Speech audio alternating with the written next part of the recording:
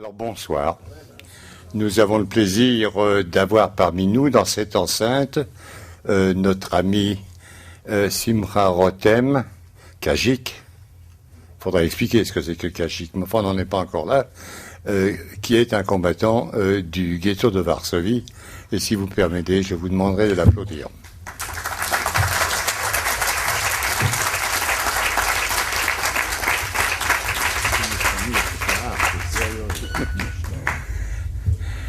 La première fois que j'ai entendu parler du soulèvement du ghetto de Varsovie, c'était sur Radio Londres, fin 1943. Et pour la première fois de ma vie, donc, j'ai entendu qu'il y avait des combattants qui ont voulu mourir dans la dignité, et cela m'a profondément bouleversé. À l'époque, j'avais 17 ans. D'ailleurs, mais ça ne fait rien. Et je me suis promis, j'ai émis le vœu de me souvenir de ce qui s'était passé. Et les années ont passé, et les années ont fui, et j'ai embêté, je peux dire, mes enfants, puis mes petits-enfants, et moi-même pendant donc un certain laps de temps, puisqu'il y a 65 ans de cela. Je me suis promis d'assister à toutes les commémorations du soulèvement du ghetto de Varsovie. Et ceci étant, si vous me permettez, avant d'aller plus loin, voulez-vous, à moins que tous vous connaissiez bien l'histoire, que je vous rappelle en 2 mots ce qu'il s'est passé? Bien. Alors, il y a 65 ans, à Varsovie, moins d'1 millier de jeunes juifs se dressèrent contre l'armée la plus redoutable de l'époque. Il y a 65 ans, ces hommes et ces femmes, munis d'un armement dérisoire, s'opposèrent à la Wehrmacht, au SS, à la Gestapo, aux auxiliaires lettons et ukrainiens, aux bleus de la police polonaise, armés de canons, de chars d'assaut et de tout un arsenal militaire. Les nazis avaient projeté de liquider en avril 1943 les 50 à 60 000 juifs qui résidaient encore dans le ghetto. Le 19 avril 1943, entre 4 heures et 6 heures du matin, ils lancèrent une opération de nettoyage, convaincus qu'une seule journée, à la rigueur 2 ou 3, suffirait pour mater ces sous-hommes et les envoyer subir le sort de centaines de milliers d'autres à Treblinka. La violence du feu, la pluie de bouteilles incendiaires qui accueillirent l'offensive, empêchèrent les nazis d'offrir au Führer les débris sanglants des Juifs de Varsovie. Les nazis se heurtèrent à des insurgés, résolus qui savaient leur lutte désespérée, mais qui avaient décidé de mourir en combattant. Les échos de cette bataille retentirent à plus de 1000 kilomètres dans une Europe occupée, de l'océan Atlantique aux portes de Leningrad jusqu'au fin fond de l'Ukraine, stupéfiant les armées assaillantes, stupéfiant le monde libre, quand il apprit que des civils, quasi désarmés, s'étaient dressés contre des soldats aguerris. Cette insurrection fut l'une des premières qui se déroula dans une Europe vaincue, opprimée, meurtrie. Le soulèvement débuta le 19 avril 1943, 14 Nissan, veille du Seder de Pessah, la Pâque juive, et s'acheva officiellement le 16 mai 1943, c'est-à-dire 4 semaines après, à 20h15, par le dynamitage de la grande synagogue de Varsovie. Je tiens à ajouter qu'il n'y a pas eu qu'une seule insurrection, il y en a eu 42 en Pologne, en Biélorussie, en Lituanie et en Ukraine, et ainsi que dans les camps de la mort. Ceci me paraît important pour contrer ceux qui parlent de passivité. Je ne dis pas que la résistance a éclaté du jour au lendemain, ce n'est pas vrai. Mais petit à petit, l'espoir s'est forgé que les Juifs s'en sortiraient, et quand ils ont vu qu'il n'y avait plus rien à faire, autant mourir en combattant plutôt que de vivre à genoux. Je voulais encore vous dire quelque chose au sujet des récents événements qui se sont déroulés à Varsovie et que Claude Ampel, membre de la commission du souvenir au CRIF, comme moi, étions à Varsovie du 14 au 17 avril 2008. Et c'était le soulèvement, le 65e anniversaire, la commémoration du soulèvement du ghetto de Varsovie. Et pour nous, ça a été 4 jours absolument extraordinaires, puisque le 15 au matin, on a remis la croix de commandeur de la Légion d'honneur au commandant en second du soulèvement du ghetto de Varsovie, Marek Edelman, qui ceci a été remis par Bernard Kouchner. La deuxième chose que je voulais vous dire et qui m'a vraiment frappé, ma femme et moi, c'est qu'il y a eu deux longs discours, l'un prononcé en polonais par le président de la République, Lech Kaczyński, et le second prononcé en hébreu par Shimon Peres. Hélas, ça je le déplore, mais je le dis toujours, la langue des combattants, la langue de ceux qui sont morts dans la dignité, était le yiddish, et j'aurais aimé qu'il y ait tout au moins Sag nicht keinmal, du gehst im letzten Weg. Ne dis jamais que tu suis ton dernier chemin. Mais ce qui m'a quand même frappé, c'est de voir des soldats polonais, tirer des salves en l'air et crier, en polonais, mais on me l'a traduit bien entendu, et j'avais le texte en anglais, « Gloire à nos héros, que leur mémoire revive en nous ». C'est une chose de la part des Polonais. Je sais que parmi vous, il y en a quelques-uns qui vont peut-être dire « mais c'est pas possible ». Mais si, ça s'est passé ainsi, et je voulais vous le dire. Alors, je vais bientôt achever mon préambule et donner donc la parole à notre ami qui vous dira quelques mots et qui parlera certainement en hébreu, mais ce sera traduit en simultané en français. Le déroulement se fera de cette manière, puis par la suite je poserai quelques questions et enfin la parole sera donc au public. Voilà, je donne immédiatement la parole à mon ami Rotem.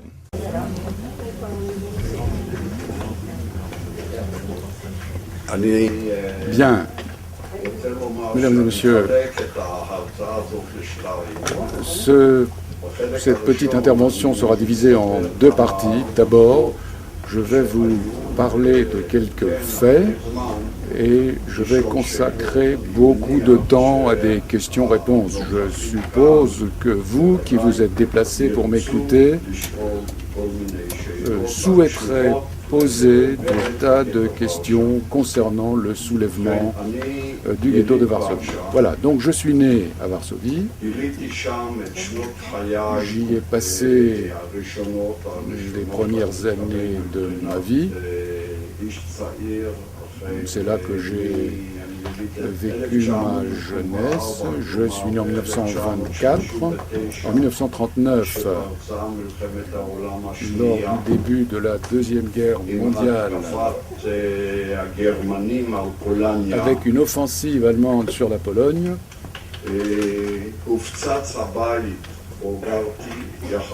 la maison où j'habitais a été bombardée. Là, j'y habitais avec mes parents et avec les autres membres de ma famille.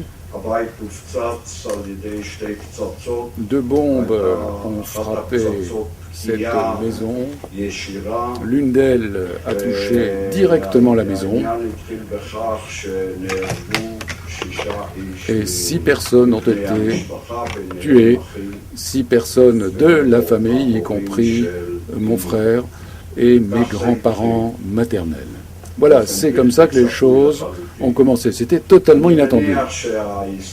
Je suppose que l'histoire de la Deuxième Guerre mondiale est connue de vous. Je souhaiterais juste vous rappeler qu'après la Pologne, l'Allemagne a conquis la quasi-totalité de l'Europe, et ce en un laps de temps très court.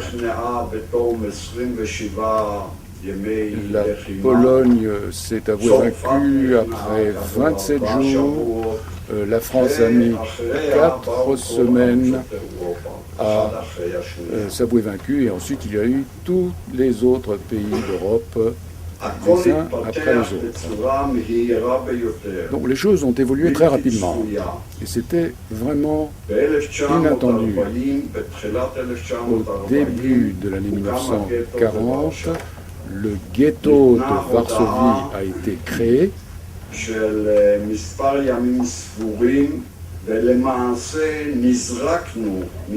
Nous avons eu quelques jours de préavis, nous avons été jetés hors des maisons où nous habitions avec la permission de n'emporter que ce que l'on pouvait porter à la main. Donc chacun de nous pouvait emporter ce qu'il pouvait porter physiquement, mais rien de plus.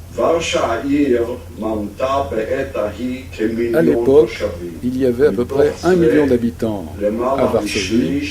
Plus d'un tiers de cette population était juive.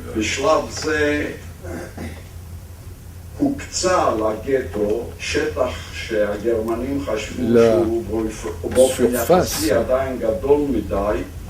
qui a été affectée au ghetto était de 3% de la surface sur laquelle s'étendait Varsovie. Les Allemands pensaient que c'était suffisant. Rappelez-vous qu'il y avait 1 million d'habitants à Varsovie, et pour 400 000 personnes, 3% de la surface a été allouée. Donc vous imaginez rapidement ce qui s'est passé, des maladies, la promiscuité et tout ce qui s'ensuit.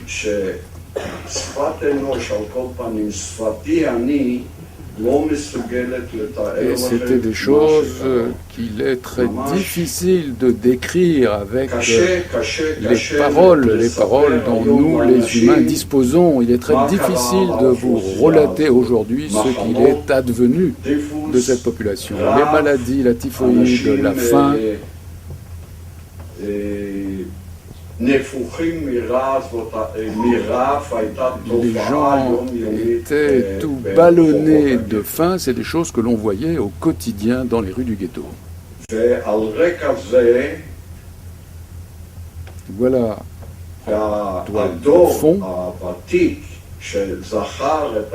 la génération ancienne, si l'on peut dire, qui se rappelle les Allemands de la Première Guerre mondiale, s'est trouvée incapable de comprendre ce qui avait bien pu se passer. Tout le monde pensait que c'était quelque chose de très provisoire et que très rapidement les Allemands commenceraient à traiter les Juifs comme il avait fait durant la Première Guerre mondiale. À l'époque, les Allemands traitaient les Juifs de manière relativement correcte.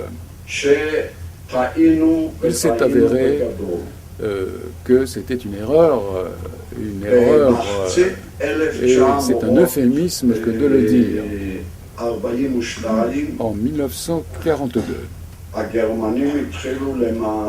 les Allemands ont commencé dès le mois de juillet, pour être un peu plus précis, les Allemands commençaient à éliminer le ghetto de Varsovie. Mais de manière terrible, apparemment c'était planifié.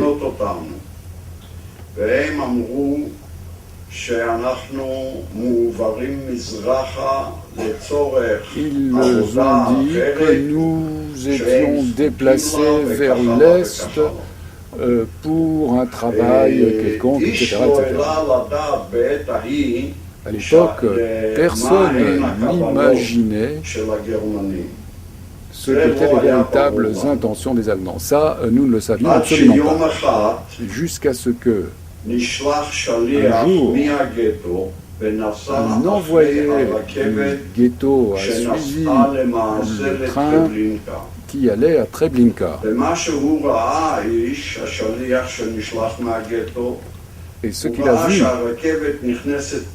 c'est que le train entrait dans la forêt et en sortait vide.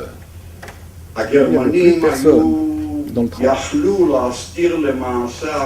Les Allemands ont pu tout cacher aux yeux des gens qui regardaient l'extérieur. Il y avait une chose qu'ils n'ont pas pu cacher. Ils n'ont pas pu cacher les odeurs, l'odeur des corps qui brûlaient dans les fours jour et nuit. Ça, il n'était pas possible de le camoufler. Petit à petit, nous avons compris que l'idée, c'était vraiment d'éliminer complètement tous les Juifs d'Europe. Jusqu'à présent, j'ai parlé des Juifs de Varsovie,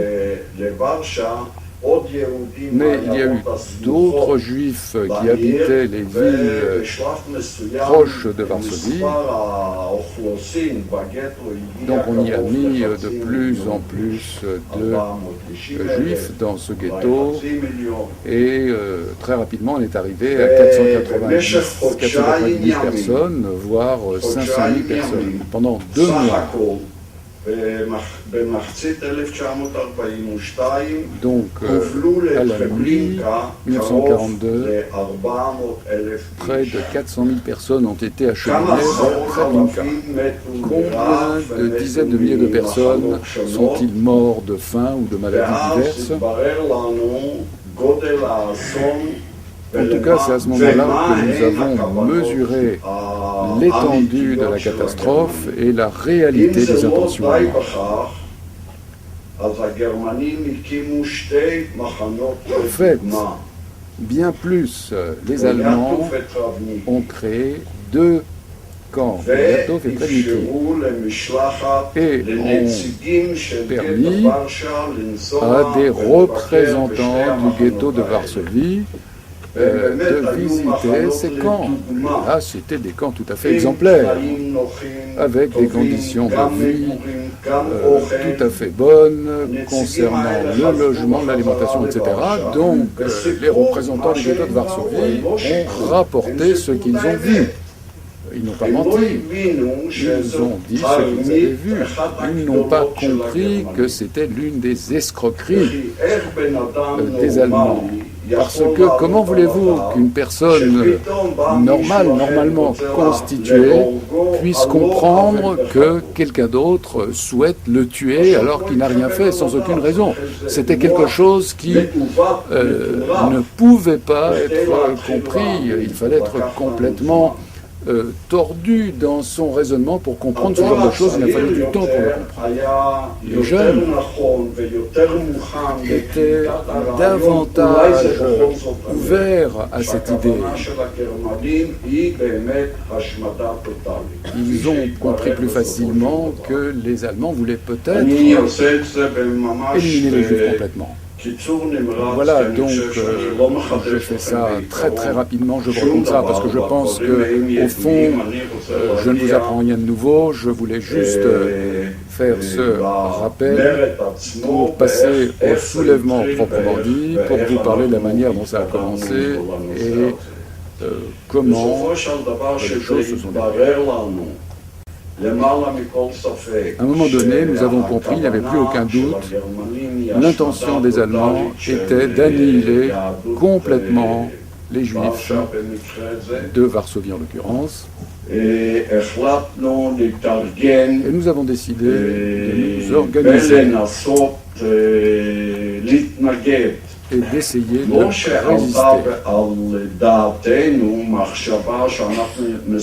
Non pas que nous imaginions un moment que nous puissions vaincre les Allemands. Ce n'était absolument pas ce que nous pensions. Nous savions très bien que ce n'était pas possible. Nous n'avions pas de quoi vaincre. Des armées de différents pays, j'ai déjà rappelé la Pologne, la France et tous les autres pays d'Europe. Tous ces pays avaient été conquis en très peu de temps.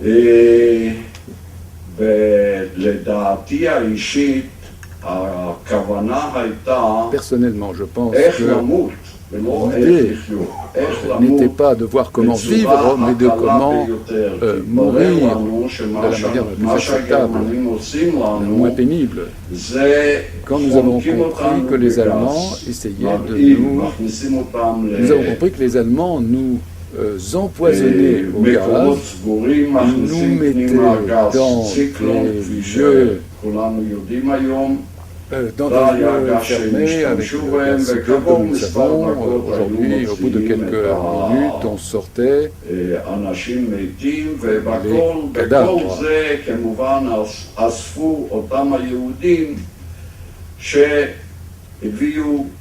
C'était les informations.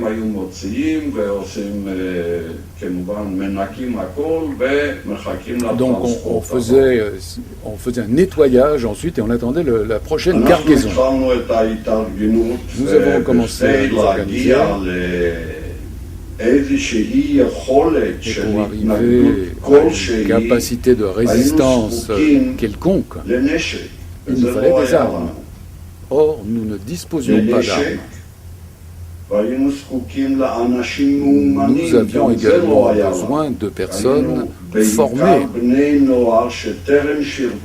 au combat. Nous étions pour la plupart des jeunes qui n'avaient jamais fait le service militaire, des jeunes de 17 ans, 18 ans, 19 ans. Nous n'avions aucune idée de la manière dont on tient un pistolet ou un fusil ou une mitrailleuse. לפי עניות דעתי, איך לבחור לנו את צורת המוות הקלה ביותר. Tel que je le vois maintenant, c'était de choisir la manière de mourir la moins pénible, parce que mourir au bas, ce n'est pas du tout la même chose que de se voir introduit dans un espace clos et de se voir tué par la gaz. Je ne veux pas entrer dans les détails. C'est ma grande chance que de ne pas avoir pénétré dans ces chambres à gaz. Vous pouvez vous imaginer de quoi il est question.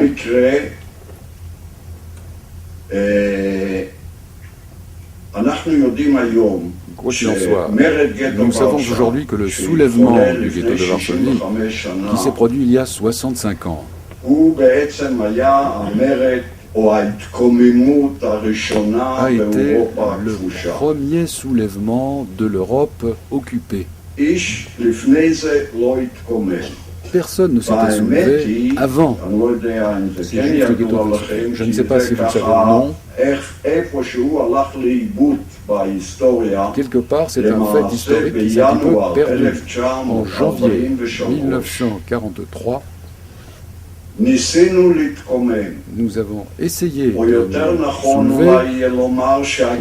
Disons plus précisément que les Allemands avaient décidé que c'était la date à laquelle ils voulaient mettre fin, annihiler, éliminer les Juifs du ghetto de Varsovie. Comme il y avait une résistance, et ils ont arrêté d'évacuer les Juifs de Varsovie au bout de 3 jours. Je ne suis pas historien et je prends l'entière responsabilité en tant que personne, en tant qu'individu pour cela. J'ai été témoin, j'ai vu comment les choses se sont produites. J'ai été témoin de tout cela. Donc tout ce que je vous dis, c'est ce que j'ai vu. Au bout de 3 jours, ils ont arrêté les Juifs du ghetto et probablement, je dis probablement parce que je n'ai pas enquêté là-dessus sur le plan historique, je suppose que le problème c'était qu'ils voulaient continuer à faire les choses sans trop de heurts. N'oublions pas que nous parlons du siècle dernier, c'était au centre de l'Europe et c'était peut-être quelque chose qui était au vu du monde entier. Il n'était pas possible de tout cacher. Et il voulait que tout cela se passe sans trop de heurts, comme en 1942, mais ça ne leur a pas été rendu possible. Donc ce qu'il nous est resté, ce ce dont nous disposions, c'était un petit moment entre janvier 1943 jusqu'au 19 avril 1943. En tout et pour tout, quelques mois. Nous avons fait tout ce que nous avons pu faire, s'agissant d'acquérir ou de recevoir des armes, des résistances des deux organisations de résistance polonaises, l'une c'est le gouvernement en exil, le gouvernement en exil qui était à Londres à l'époque, AK, et l'autre organisation de résistance, la gauche, AL, elle ne disposait pas d'un gouvernement en exil, mais les leaders de ce mouvement de résistance étaient à Moscou. Donc, des deux côtés, séparément, nous avons reçu une certaine aide sous forme d'une petite quantité d'armes pour AK. AK disposait de ressources plus importantes que l'autre organisation, il ne pouvait pas nous donner grand-chose, mais même ce qui nous a été donné, ça n'était pas très important. Nous avons reçu quelques dizaines de fusils, un petit peu d'explosifs, quelques grenades, des choses de ce genre.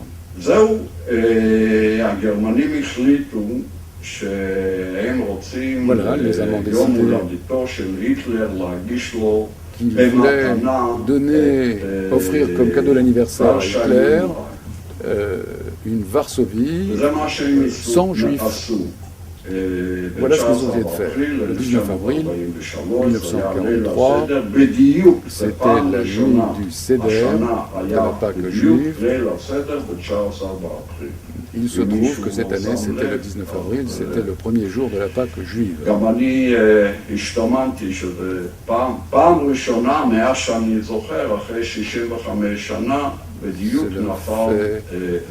C'est la première fois cette année, après 65 ans, que la nuit du Seder, c'est le 19 avril.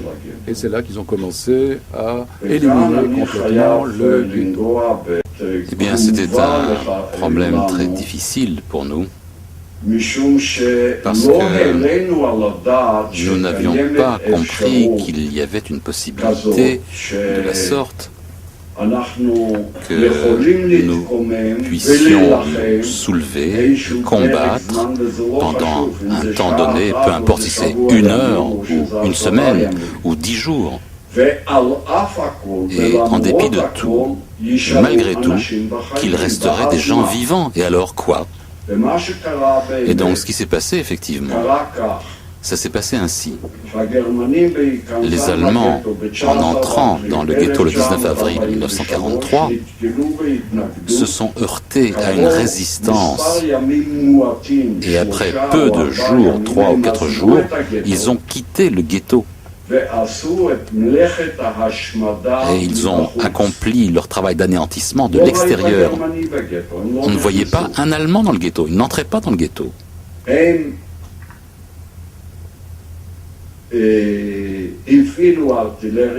Ils ont utilisé l'artillerie, des canons de l'extérieur, ils nous ont bombardé des bombardements aériens et ils ont incendié le ghetto. Ils ont absolument incendié. Le ghetto était en flammes. Contre tout cela, nous n'avions aucun moyen. Nous ne pouvions rien faire. Et c'était en fait une des erreurs, je dirais, je le dis à mon avis, ainsi que moi je les ai vues ces choses, qu'en dépit de tout, il aurait dû y avoir une réflexion. S'il se produisait que des gens seraient restés en vie, qu'est-ce qui se passerait avec eux? Leur préparer une voie, du moins y penser. Mais ça n'a pas été fait parce que nous n'avons pas cru qu'il pourrait se produire un tel miracle qu'en dépit de tout ce qui s'est passé, des bombardements, l'artillerie, l'incendie, qu'en dépit de tout, des gens resteraient en vie. Peu nombreux, mais certains sont restés en vie. Même une âme, c'est un monde entier. Et donc, nous avons essayé, l'organisation a essayé, je faisais partie de l'organisation, et donc nos dirigeants, nos officiers ont essayé de résoudre le problème. Et il y a eu quelques tentatives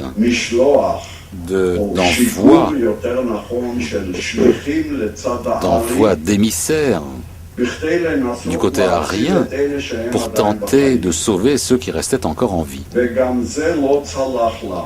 Et même ça ne nous a pas réussi. Nous n'avons pas réussi. En général, la plupart des émissaires ont été tués avant même d'avoir réussi à passer de l'autre côté, ou ont été blessés et sont revenus. Et un jour, ou plutôt un soir en fait, ainsi que je m'en rappelle, c'était le 8 mai, la nuit,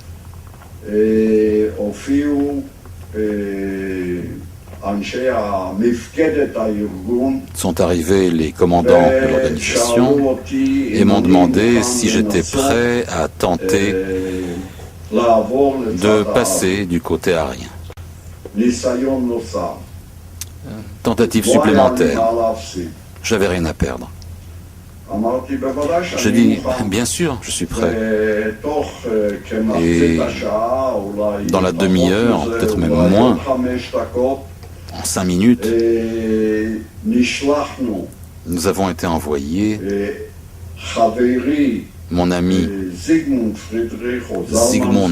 Friedrich ou Zalman Friedrich, si vous préférez, et moi-même, nous avons été envoyés du côté arien. Comment?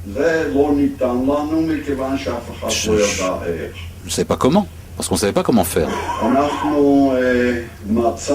Nous avons trouvé un endroit, un tunnel, je ne sais pas comment dire ça autrement.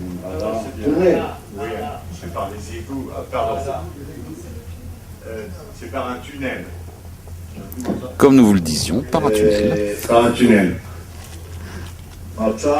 Nous avons trouvé une sorte de petit tunnel très court qui amenait d'un côté de la rue à l'autre côté de la rue.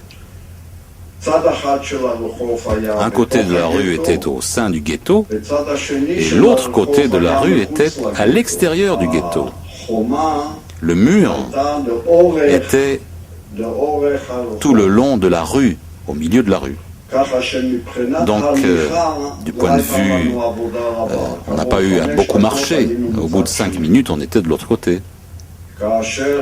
Et lorsque nous sommes passés de l'autre côté, c'était la nuit juste avant l'aube, nous savions que nous étions hors du ghetto, mais nous ne savions pas exactement où nous étions. Nous avons attendu jusqu'à ce que le jour se lève et nous avons vu que sur le toit il y avait des signes de bataille et nous avons vu des cadavres sur le toit. Et nous avons supposé qu'il y avait eu une bataille, comme nous l'avons su après, et que cette voie était déjà utilisée par des juifs armés qui ont tenté de sortir du ghetto précédemment. Et une bataille s'est déclenchée avec les Allemands et tous ont été tués. Cette histoire que je viens de vous raconter à l'instant, je l'ai entendue de quelqu'un, des habitants de cet immeuble du côté arien que nous avons rencontré au petit matin. C'était un homme qui voulait sortir à son travail quotidien et soudain il nous a vus tous les deux C'est presque évanoui de saisissement. Je peux me imaginer comment nous apparaissions à ses yeux. Et à l'endroit, sur le champ, on lui racontait toute une histoire, quelque chose qui pouvait être... qui pouvait le convaincre. Elle lui a dit, ben voilà, on vient de sortir du ghetto, nous sommes entrés avant le soulèvement des Juifs, avant l'éclatement du soulèvement des Juifs, et nous voulions faire des affaires avec eux. Bon, c'était quelque chose de normal à l'époque. Nous, les Juifs, nous avions faim et nous étions prêts à donner en échange d'un quignon de pain tout ce qu'on avait. Mais de l'or, ça ne se mange pas. Mais le pain, oui, ça, on peut le manger. Donc, la faim, ça ne sert à rien. Aucun bien matériel ne servait plus à rien. C'était la véritable situation à l'époque. Donc, ça l'a convaincu que nous étions en fait des non-juifs. Et il nous a souhaité beaucoup de chance et qu'après tout ça, que nous avons réussi à ressortir du ghetto et à repasser du côté arien. Et je dois dire que nous lui devons beaucoup, bien qu'il ne savait pas que nous étions juifs. Mais bon, il nous a aidés, parce qu'il nous a expliqué que nous voulions simplement sortir. Nous voulions sortir du côté arien, mais nous ne savions pas que cette maison était gardée par la gendarmerie allemande, et c'est lui qui nous l'a dit. Et il nous a expliqué à ce moment-là comment passer de telle sorte qu'on ne tombe pas sur les gendarmes allemands, pour qu'on puisse sortir tranquillement et avec plus de sûreté et de sécurité et ne pas tomber directement sur les Allemands. Je ne vais pas m'étendre, mais nous avons réussi à sortir de cet endroit et nous nous sommes tournés. Imaginez une chose, par exemple. Vous êtes ici, assis dans cette maison, et vous ne savez absolument pas ce qui se passe dans la rue. Vous n'en avez aucune idée. Vous ne savez pas. Vous êtes complètement coupé du monde. Nous ne savions pas combien coûtait un ticket d'autobus. D'abord, on n'avait pas on ne savait pas comment prendre un tram, un bus, on ne savait pas. On n'avait pas d'argent de toute façon. Il y avait une coupure totale. Même si nous avions une apparence correcte, si on pouvait parler la langue, avec un bon accent, pas comme les Juifs. C'était pas suffisant.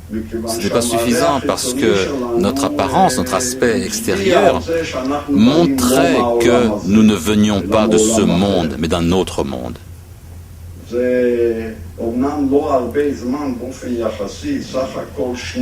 C'était en tout 12 jours, ça faisait pas très longtemps. 12 jours depuis le 19 avril, disons, 2 semaines jusqu'au 1er mai. Nous sommes sortis le 1er mai. C'est aussi une date que l'on ne peut oublier. Et donc il nous a guidés. Et nous avons réussi à nous échapper de cet endroit et à établir un contact avec le représentant du groupe juif combattant, c'était Yitzhak Zuckerman, dont le surnom était Antek. Je ne sais pas si ce nom vous est connu. Et j'ai eu un choc, encore un choc de plus. Je pensais naïvement qu'au moment où je sortirai du côté arien et que j'arriverai à Yitzhak Zuckerman, à Antek, et que j'établirai un contact avec lui, tous mes problèmes seraient réglés. Et que tout s'arrangerait pour le mieux possible. Mais il est apparu que ce n'était pas tout à fait comme ça. Ou plus exactement, que ce n'était pas du tout comme ça. Parce que personne ne nous attendait. Personne ne veut nous aider. Et lui n'avait aucune solution magique. Aucune.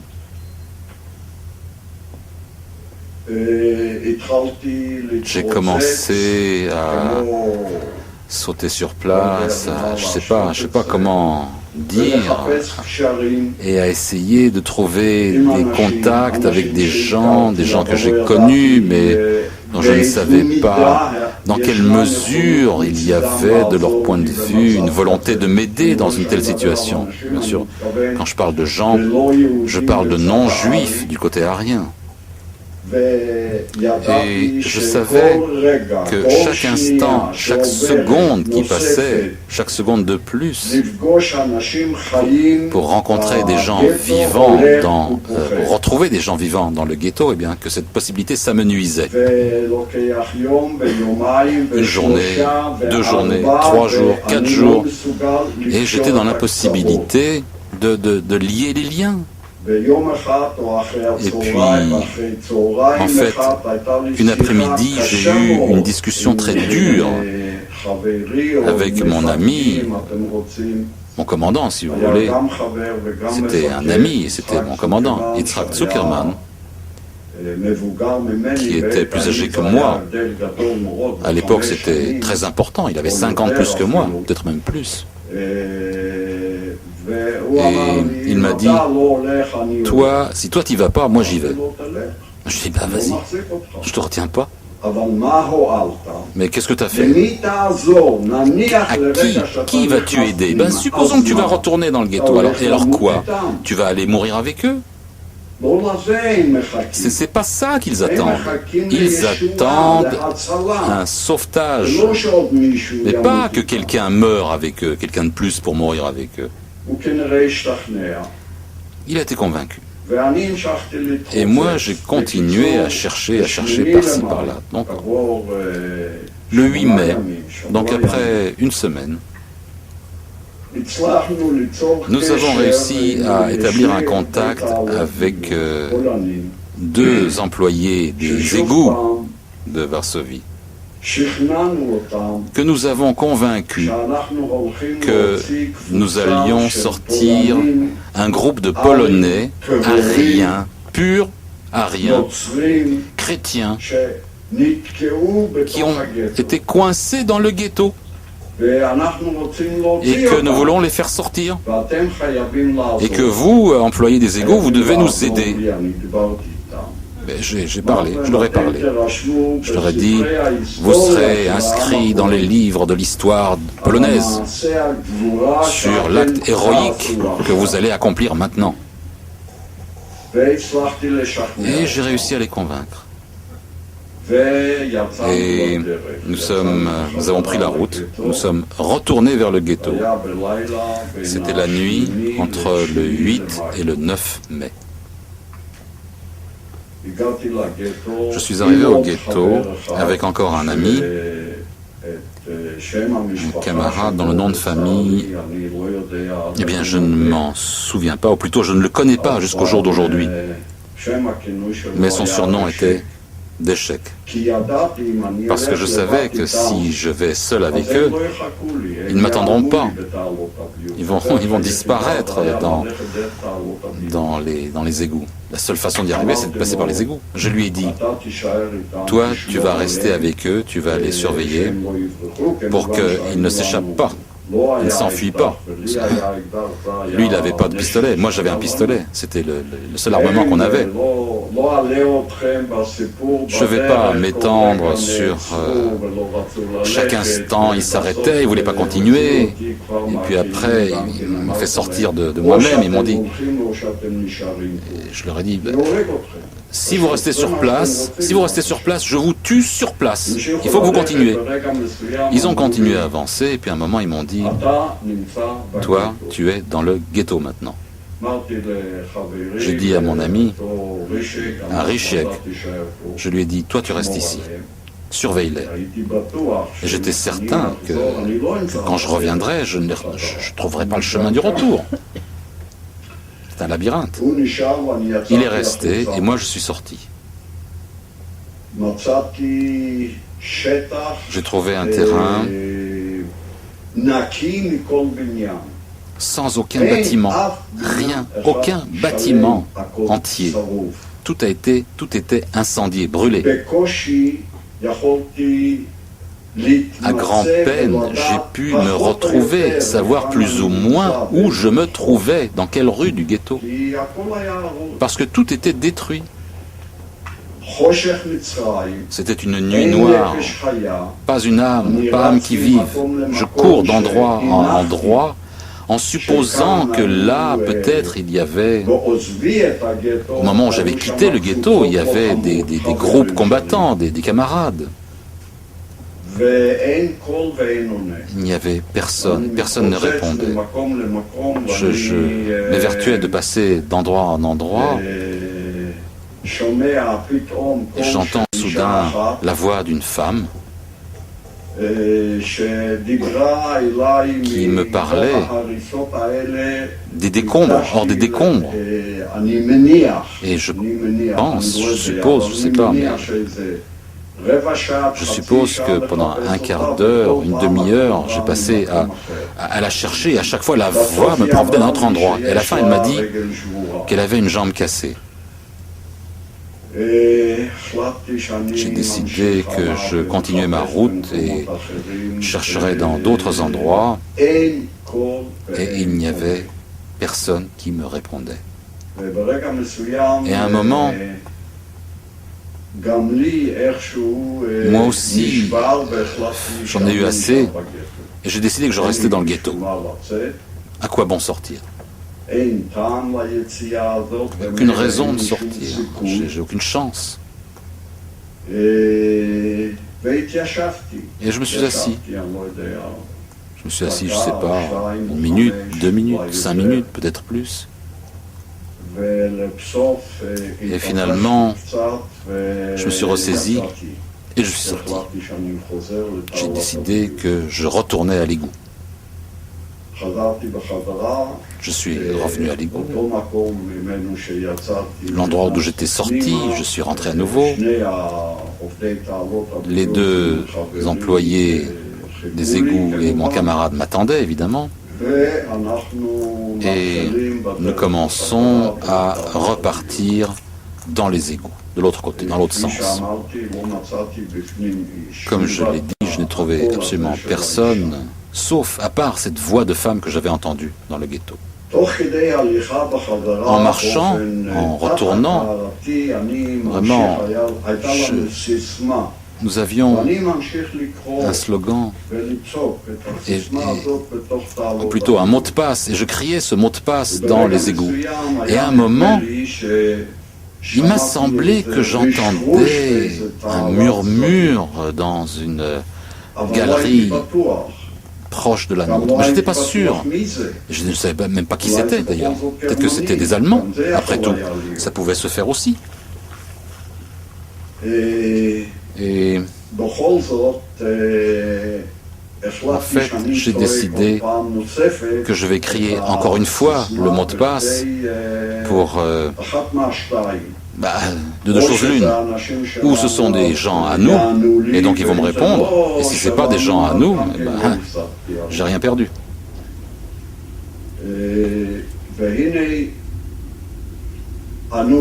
Et voilà, on m'a répondu.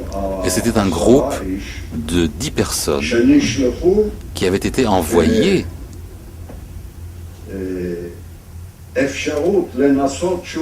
pour essayer, encore une fois, de l'intérieur, trouver une voie d'issue, une issue de secours.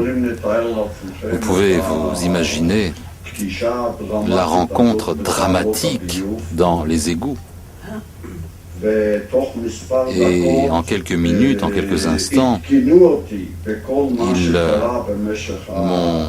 mis à jour, ils m'ont fait savoir ce qui s'était passé pendant ces 2 semaines, quasiment 3 semaines d'ailleurs, pendant que je n'étais plus dans le ghetto. Et donc il m'est apparu que ce jour-là, le 8 mai, avant l'heure du déjeuner, vers midi, le bunker de Mordechai Anilevitch a été découvert et à l'intérieur, il y avait 80 combattants. La plupart ont été tués. Mordechai Anilevitch lui-même a été tué ou s'est suicidé, je ne sais pas. Personne ne le sait finalement. Et j'ai entendu toute cette histoire. Et à ce moment-là, j'ai donné des ordres au groupe. En fait, je leur ai demandé, est-ce qu'il y a encore des combattants qu'ils connaissent et dont ils savent où ils sont? Ils m'ont dit oui. Ils m'ont dit oui, et donc j'ai décidé, j'ai demandé à un de mes camarades, qui était mon ami le plus proche à l'époque du soulèvement, au moment où moi j'étais à l'intérieur du ghetto, il y avait encore quelqu'un, et je leur ai dit de retourner vers le ghetto et d'amener tous ceux qui étaient encore en vie. Et que moi je continuerai dans la direction de la sortie jusqu'à ce qu'ils arrivent à l'endroit. Et puis quand ils arriveraient à l'endroit où moi je vais sortir, je reprendrai le lien avec eux parce que je s'en sortirai. C'était le but en fait. Et ça s'est passé ainsi. Je les ai laissés en arrière. Et en route, j'ai pris une craie et j'ai mis des signes tout le long de galeries pour que moi je trouve le chemin aussi si quelque chose m'arrivait. Et je suis sorti évidemment de l'endroit où nous étions entrés d'ailleurs dans les égouts, et nous avons commencé à chercher des moyens pour transporter les gens si jamais ils arrivaient au même endroit de sortie. Et j'en ai renvoyé 2 pour qu'ils amènent les autres. Bon, ça a l'air simple. Actuellement, ce que vous faites, vous téléphonez, vous savez ce qui se passe, il y a un autobus éventuellement qui arrive, on paye et puis on y va. Mais tout cela, c'était aussi compliqué que d'aller dans l'espace sans avoir de navette spatiale ou quoi que ce soit. Je ne peux pas faire d'autres comparaisons, c'est comme ça que je vois les choses.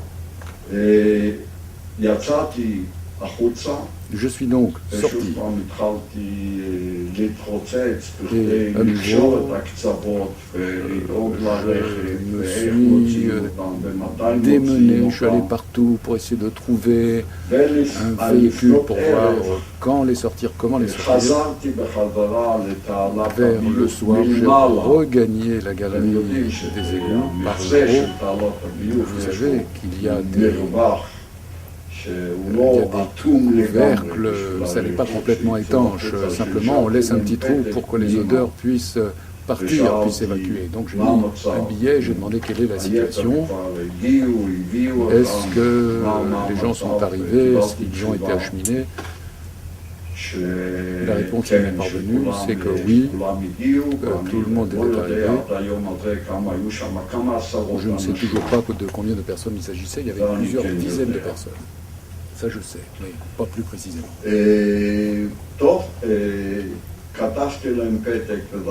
Donc j'ai écrit un billet que j'ai renvoyé à travers le petit trou dans le couvercle. Il m'avait écrit en fait qu'il fallait les sortir de toute urgence. Mais eux non plus ne savaient pas quelle était la situation dehors, en haut, comme moi je ne savais pas. Je ne savais pas que n'importe quelle opération était extrêmement difficile. Et j'ai répondu, bah, écoutez, ça n'est pas possible, c'est simplement... ça n'est pas possible. Il m'a fallu encore une journée. Ce n'est que le 10 mai, dans la matinée, que j'ai pu faire quelque chose.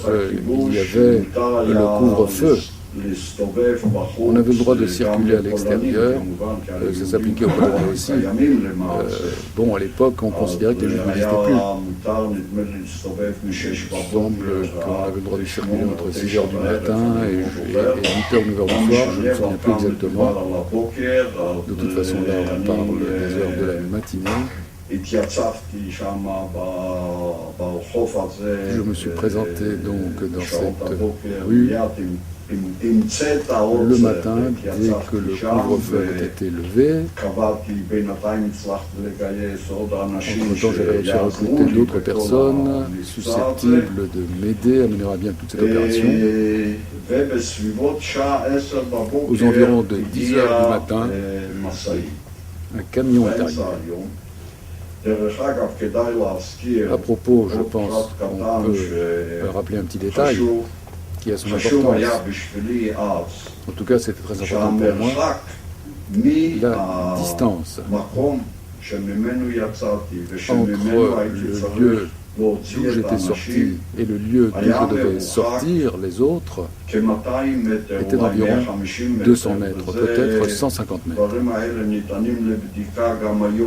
Ça, c'est quelque chose qu'on pourrait vérifier parce que les choses n'ont pas vraiment changé. Il y a toujours les mêmes rues du côté arrière.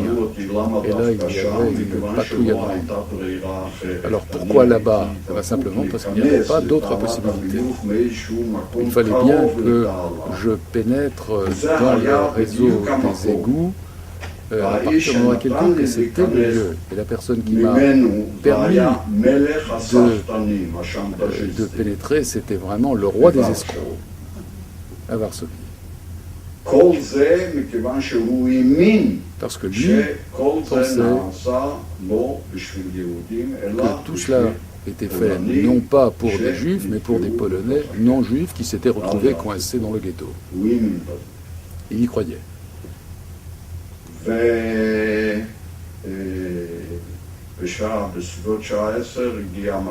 Vers 10h du matin, le camion est arrivé. 2 camions avaient été commandés. On transportait des meubles. Bon, c'était un petit peu le prétexte. De côté du chauffeur, il y avait un vrai Polonais, un Polonais pur, un membre de l'organisation AL. Quand le chauffeur a vu quels étaient les meubles qu'il devait transporter, il a voulu s'enfuir. Mais il s'est vu menacé avec un pistolet, il n'avait pas le choix. Entre-temps, un officier de police est arrivé qui s'est approché des gardes allemands. Je suis allé le trouver, j'ai dit écoutez, voilà, il y a une opération de la résistance polonaise, soyez gentils, rebroussez chemin. Ça n'était peut-être pas aussi rationnel que possible, ça n'était peut-être pas aussi raisonnable que l'aurait dû, parce qu'il aurait pu téléphoner pour vérifier. Mais bon,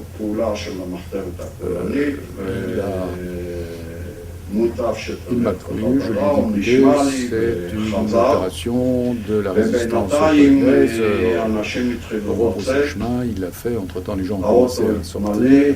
Le camion s'est rempli, le deuxième camion n'est pas arrivé, je ne sais toujours pas pourquoi, en tout cas il n'est pas arrivé. À un moment donné, j'ai vu qu'il n'y avait plus de personnes qui sortaient. Entre-temps,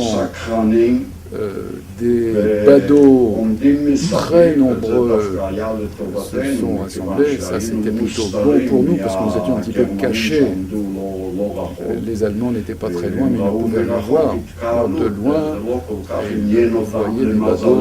Donc, bon, un attroupement, heureusement pour nous, ça ne nous a pas intéressé à un moment donné. J'ai vu qu'il n'y avait plus personne qui sortait. Donc, je suis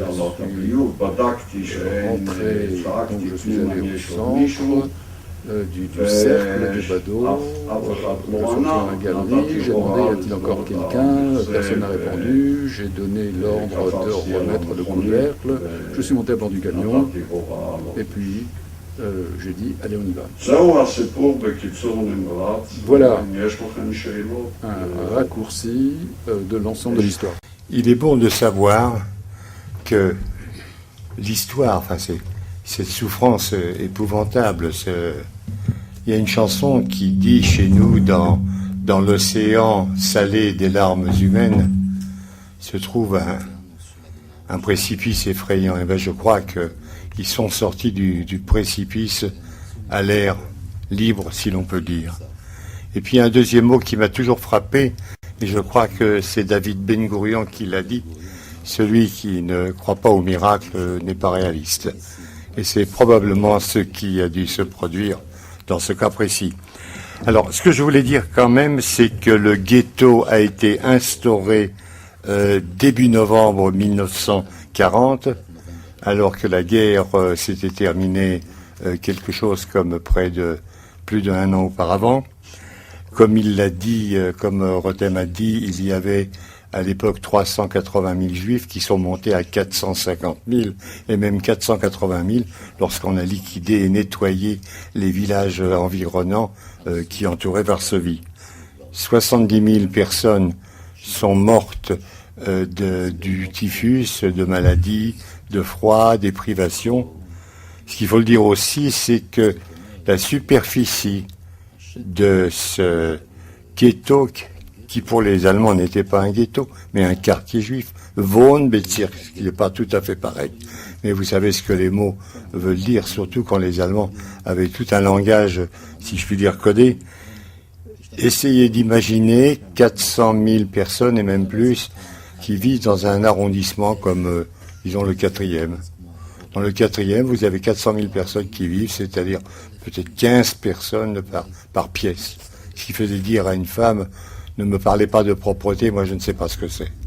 Ne me parlez pas, n'est-ce pas, de chauffage central, ne me parlez pas salle de bain, vous rêvez ou quoi, n'est-ce pas? Imaginez aussi que les gens vivaient avec 800 à 900 calories par jour, alors qu'un être humain en a besoin tout de même de 2500 à 2800.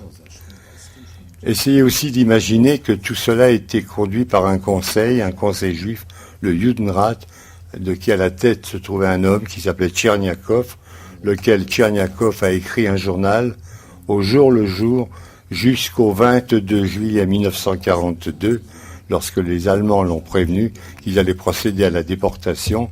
Et c'est là qu'il a écrit ces phrases « On veut que j'envoie à la mort mes propres enfants, je ne peux survivre ». Et il a donc avalé une ampoule de cyanure. Voilà ce que je voulais vous dire. Je voulais vous dire aussi que 310 000 personnes ont été déportées à Treblinka.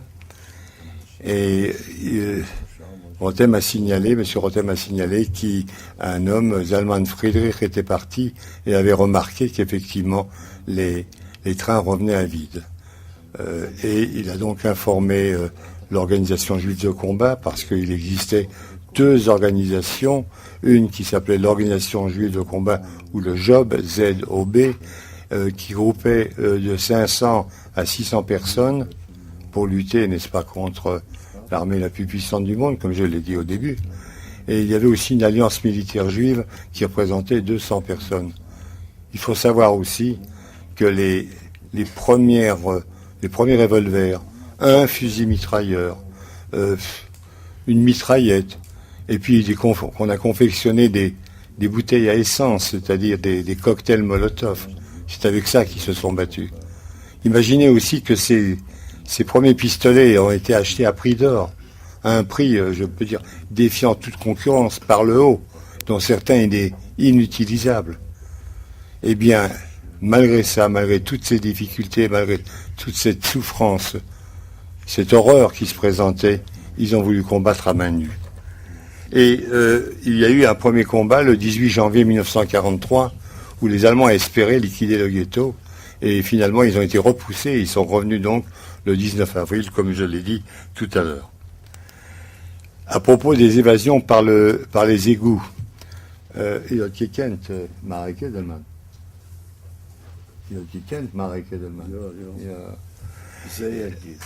Très bien, il a connu justement Marek Edelman que j'ai cité tout à l'heure, qui commandait 4 groupes de combat de Bundis, parce qu'il faut savoir aussi que dans l'organisation juive de combat, il y avait toutes les sensibilités politiques juives, c'est-à-dire à partir de l'extrême gauche des Hashomer Hatzaïr, de l'extrême gauche sioniste, avec différents mouvements sionistes, puis le Bund, c'est-à-dire le Parti socialiste juif, puis les communistes et quelques religieux, et tout simplement des gens inorganisés, mais qui ont dit tant qu'à faire, autant mourir en combattant, plutôt que de vivre à genoux.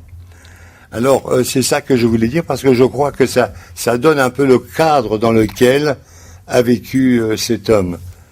Ce qu'il faut savoir aussi, et ça me paraît très important, c'est qu'il y a eu ce qu'on appelait des schmaltzovnikes, c'est-à-dire des gens spécialisés à Varsovie, non juifs, dans la délation, de rechercher des gens qui avaient un profil pas très cachère, si je puis dire, pas arien du tout, mais avec les stéréotypes que l'on connaît. Et il y en avait, il faut dire la vérité, il y avait beaucoup de gens qui étaient religieux, il y avait beaucoup de gens âgés, beaucoup de gens qui avaient un faciès et de plus parlaient difficilement le polonais. Je n'oublierai jamais, il y a quelques jours, avec Richard Praskier, qui est le président du CRIF, me dit cette chose absolument effarante. Il me dit, vous savez, mon père, lui il est né immédiatement après la guerre, mon père était avec un ami, ils étaient cachés dans une cache. Et à un moment donné, mon père dit à son ami, écoute, tu peux pas aller me chercher du pain, tu me prendras un quart de pain.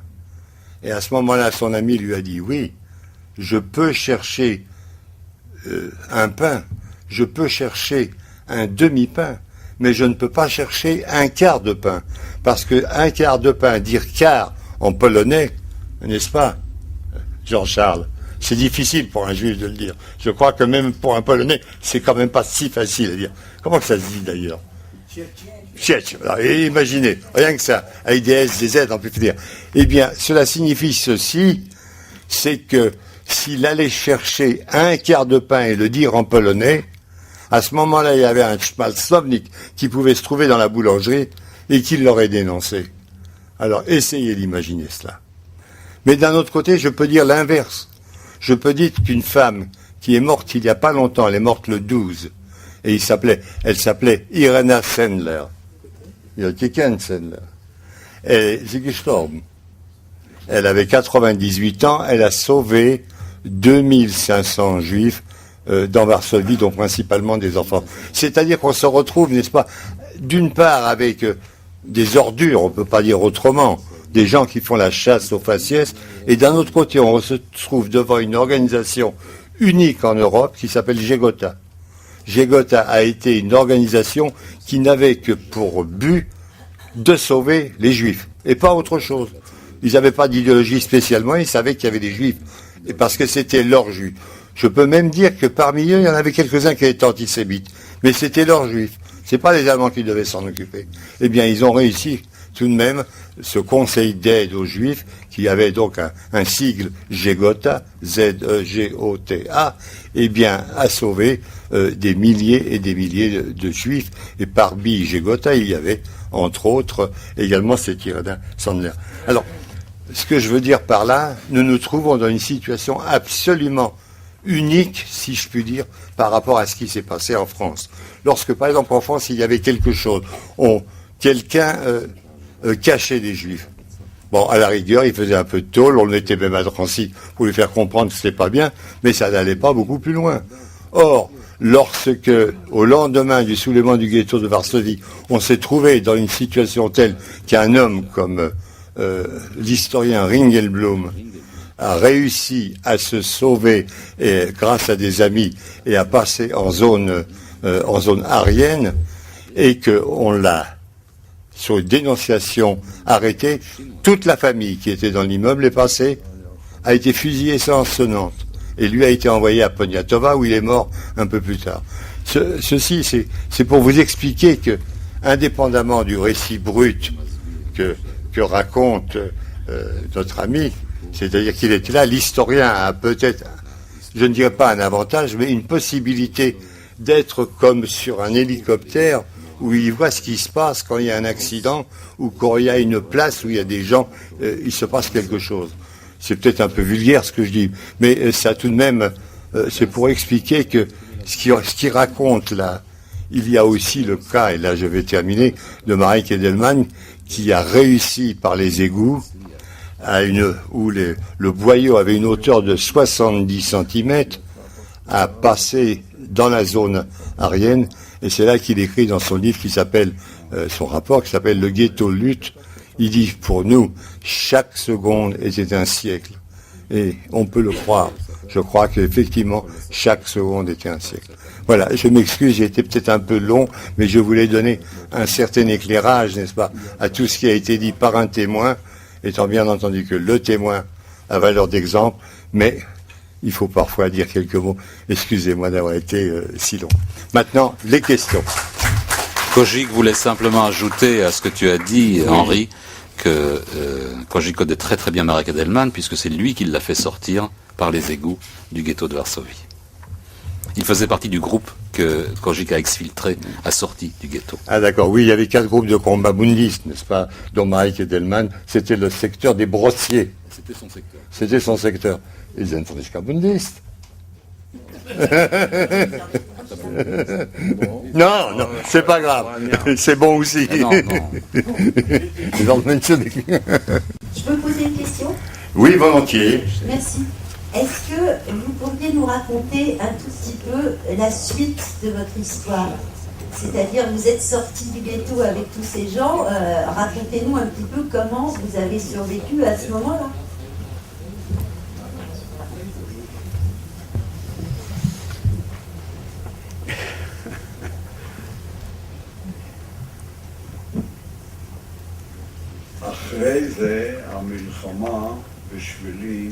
Par la suite, la guerre a continué. Nous étions dans une résistance. Si je ne suis pas très modeste, je dirais que j'ai transporté des gens, des gens qui pouvaient circuler, qui faisaient partie de la résistance, on pourrait les compter sur les doigts d'une main. Je suis allé un petit peu partout.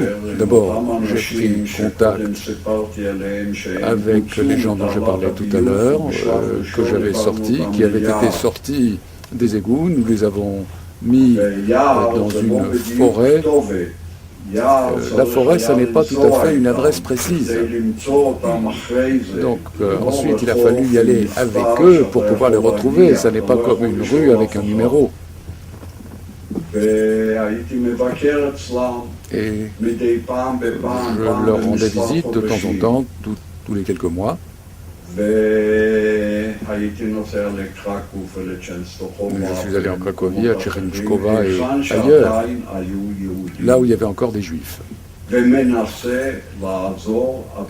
j'essayais d'aider dans la mesure du possible.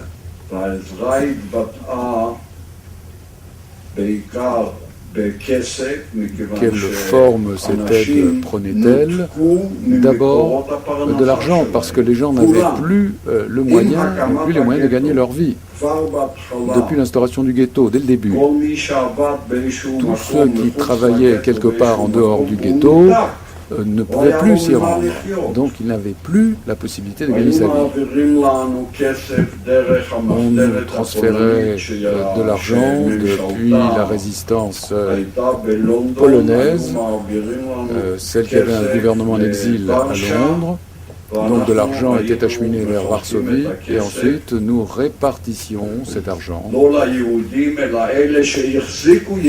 pas aux juifs, mais à ceux qui s'occupaient des juifs. Parce qu'il ne s'agit pas que de cacher les juifs, il s'agissait également de les nourrir, donc il fallait payer. Nous ne parlons pas ici de personnes très riches. En général, c'était plutôt des gens qui étaient des ouvriers, en fait, les gens qui aidaient les juifs.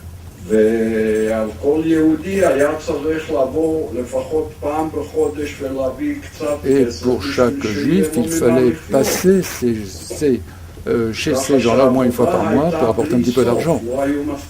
Donc c'était sans fin, il n'y avait pas suffisamment de gens pour faire ce travail. Voilà, c'était ça le problème. À un moment donné, nous avons eu beaucoup d'idées, mais nous n'avons pas pu les mettre en œuvre. Vous avez entendu parler d'un camp qui était situé dans la ville même de Cracovie. Un jour, j'ai visité ce camp. Je me rappelle encore. Et du côté où je suis arrivé, je voyais le camp à droite. À gauche, il y avait un mur. Dès que j'ai commencé à marcher, il y avait des miradors en bois, avec des Allemands qui gardaient les prisonniers. Je voyais les gens. Je n'irai pas vous dire que ça n'était pas dangereux, c'était très dangereux. Nous avons bien essayé. Il y avait beaucoup de bonne volonté, mais notre capacité d'en faire beaucoup était quand même limitée. J'aurais bien aimé avoir eu davantage de possibilités. Mais j'ai également participé au soulèvement polonais général, jusqu'à ce que la ville soit détruite complètement.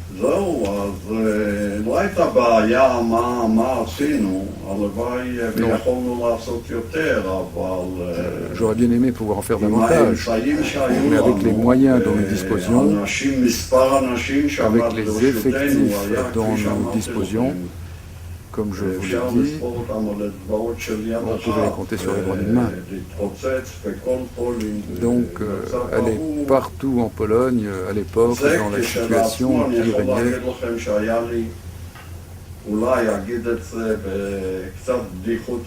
je vais peut-être le dire de manière un petit peu facétieuse, j'ai eu peut-être beaucoup de chance, plus de chance que d'intelligence, comme on dit. Ceux qui ont lu le livre, qui vont lire mon livre, vont le voir. À un moment donné, j'étais à l'intérieur d'une maison quand la Gestapo est arrivée, j'ai sauté par la fenêtre. Le propriétaire de l'appartement en question est mort, donc ça c'est un cas de chance inouïe. Un deuxième cas, il y a eu un collaborateur de la Gestapo qui m'a trouvé dans la rue, je l'ai vu. Il est arrivé dans un véhicule ouvert avec les Allemands à ses côtés, je ne sais pas qui il était. Ce n'était pas un Allemand, je crois. Il m'a vu. Ma grande chance, c'était dimanche et les gens étaient en train de sortir de l'église et j'ai crié attention, on enlève des gens parce que les Allemands ils procédaient à des enlèvements de jeunes pour les faire travailler. Donc j'ai crié, j'ai dit attention, voilà, un travail obligatoire. Et donc tout le monde s'est agité, j'étais à l'intérieur. Il y a eu d'autres cas. J'ai beaucoup de chance. Et ce n'est pas parce qu'on est sorti du ghetto qu'on est sauvé. Les choses vont continuer jusqu'au 17 janvier 1945, quand Varsovie a été libérée par l'armée russo-polonaise. Il y a une chose, j'espère que ça ne se reproduira plus jamais. L'une des raisons pour lesquelles je suis ici aujourd'hui, c'est que je voudrais apporter mon témoignage au sens propre, en tant que témoin. Peu importe qu'il s'agisse de 40 personnes, ou 39, 69 personnes, ce n'est pas le problème, ce n'est pas le sujet. Ce qui est important, c'est de savoir comment transférer tout le message, le faire passer aux générations à venir. Nous n'y croyons pas non plus. Comment peut-on croire des choses aussi terribles? Comment peut-on croire que tout d'un coup, quelqu'un veut tuer tout un peuple innocent? Est-ce que nous avons fait quelque chose? Est-ce que nous avons fait des choses aussi terribles à quelqu'un d'autre pour qu'on veuille nous tuer? C'est peut-être la raison principale pour laquelle j'en parle. Ce n'est pas facile pour moi d'en parler, de revivre tout ça. Je le fais, je reparle de ce qui s'est passé il y a des dizaines d'années, parce que je pense qu'il est vraiment important que les témoins directs racontent l'histoire telle qu'ils l'ont vécue.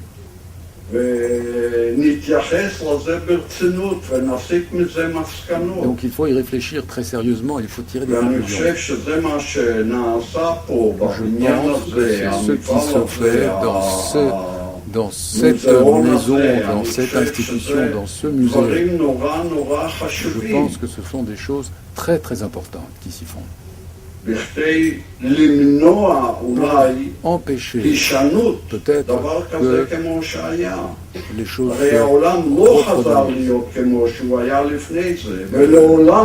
le monde n'est pas retourné à l'état initial d'avant cette période, et il ne retournera pas à l'état initial. La valeur de la vie humaine est nettement moins grande maintenant qu'elle était à l'époque. Et je pense qu'il faut vraiment y réfléchir. Il ne s'agit pas d'un jeune enfant. Ce sont des choses très sérieuses. D'abord, donc, je voudrais, comme nous tous, vous remercier d'être là ce soir. Comme sans doute un certain nombre d'entre nous, j'aimerais discuter avec vous toute la nuit, mais ça ne va pas être possible. Donc, je vais vous poser une ou deux questions rapides. La première concerne la rue Mina. J'ai cru comprendre à ce que vous avez dit, parce que personnellement j'ai lu pas mal de littérature, y compris d'historiens, et surtout d'historiens, concernant la rue Mina. Mila, oui, excusez-moi. Et j'ai cru comprendre que pour vous, on ne sait pas ce qui s'est exactement passé à l'intérieur du bunker de la rue Mina, alors que j'ai déjà lu des choses très précises, comme quoi, par exemple, c'est Arié Guilmer, qui est quelqu'un pour qui j'ai une affection singulière.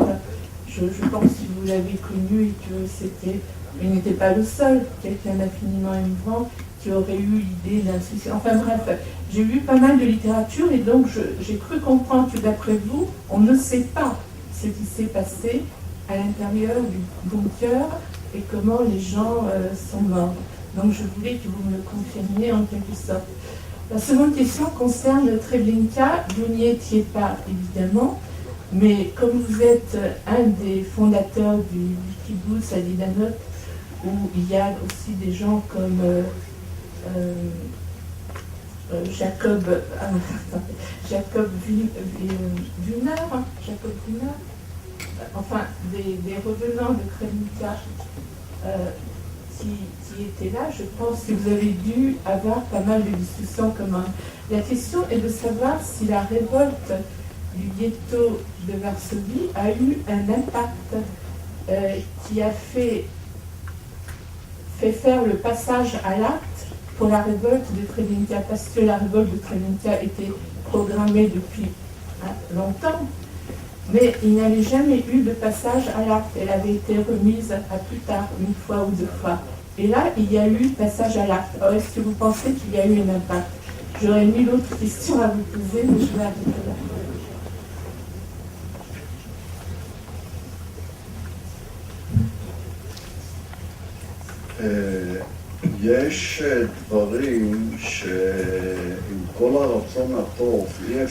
Écoutez, il existe des choses qui sont inconnues. Avec beaucoup de bonne volonté, on n'a pas de certitude. De toute façon, même quand vous voyez des choses, vous les voyez sous un angle particulier. Là, je suis assis devant vous et je vous vois sous un angle particulier. Je ne vous vois pas tous en même temps. Ce qui a pu se passer du bunker dans le bunker dans la rue Mila numéro 34, je ne sais pas. Personnellement, j'ai entendu dire qu'il y a eu un certain nombre de choses qui ont réussi à sortir eux aussi. Même eux ne savent ce qui s'est passé que jusqu'au moment où ils sont sortis. Ils ne savent pas ce qui s'est passé après. Personne ne pourrait raconter exactement ce qui s'est passé pendant les toutes dernières minutes. Nous savons qu'une partie des gens, nous ne savons pas combien, nous ne savons pas qui, se sont suicidés. Je sais que Lutek Rothblatt, par exemple, s'est suicidé. Sa mère était là avec lui. Il a commencé par tirer sur sa mère et ensuite il s'est suicidé lui-même. Il y a eu d'autres personnes qui se sont suicidées.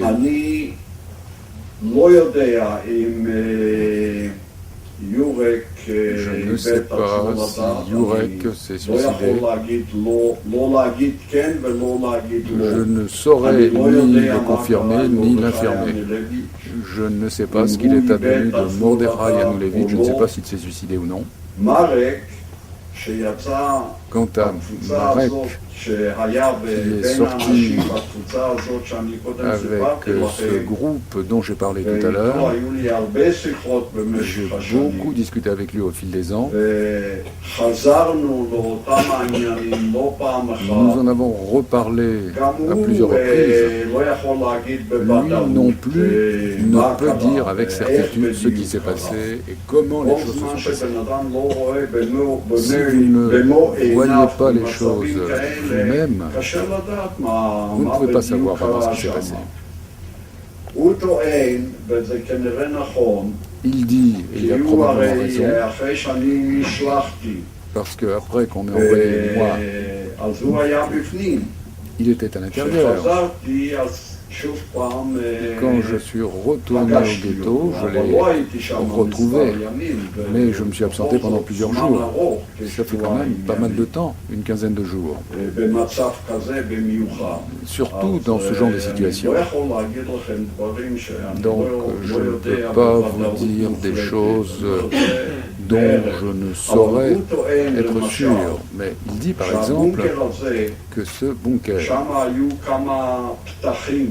avait plusieurs ouvertures, donc des ouvertures d'aération. C'était un bunker ou une cave. Bon, le bunker est une cave qui avait été aménagée, qui avait été transformée en bunker. Quelque chose d'un peu plus stable, d'un peu plus solide.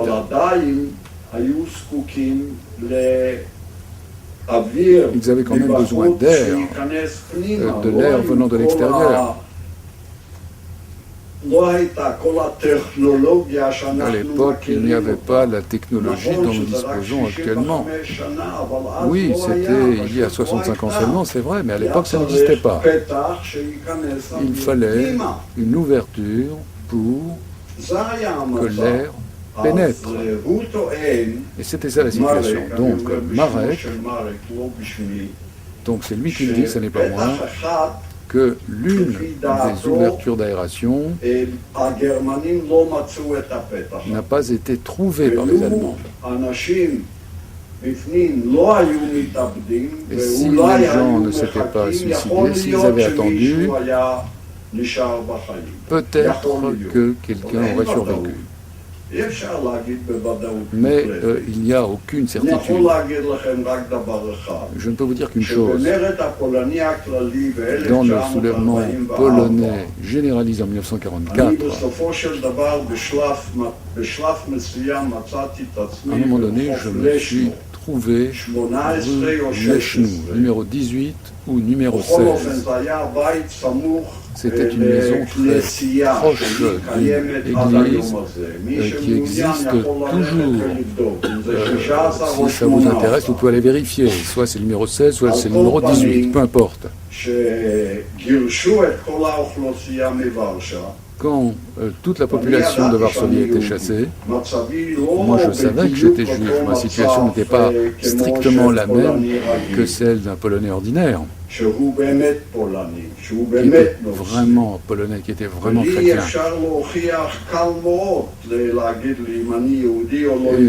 en ce qui me concerne, c'était tout à fait facile de prouver que j'étais juif, en dépit de mon apparence extérieure.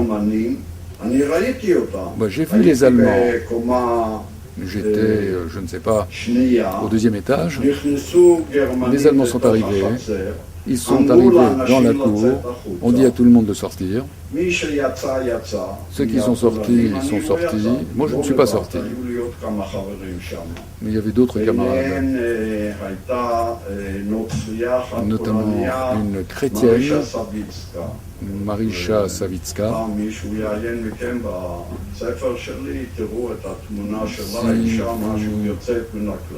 Lisez mon livre, vous verrez sa photo, c'était une femme extraordinaire.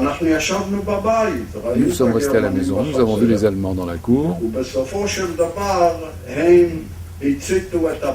Et en fin de compte, ils ont mis le feu à la maison. L'escalier était en bois. Et nous avons entendu. Les Allemands étaient là, dans la cour. Ils faisaient de la musique. 3 ou 4 personnes. C'était quelque chose d'assez extraordinaire. C'était surréaliste. Et je me suis dit, qu'est-ce qui va se passer? Soit les Allemands vont partir avant nous, auquel cas nous avons encore une chance, mais en tout cas, moi, je ne voulais pas me remettre entre leurs mains. Je savais très bien ce qui allait se passer, donc nous sommes restés à la maison, patiemment. L'escalier a été complètement brûlé, nous ne pouvions plus prendre l'escalier, et à la dernière minute, les Allemands ont eu tellement chaud qu'ils sont partis. Et cette même Marisha Savitska, qui était une véritable athlète, elle a sauté. Et moi aussi, j'ai sauté derrière. Je me suis dit, si elle est capable de sauter, moi aussi. Et nous y sommes arrivés, nous avons atterri dans la cour.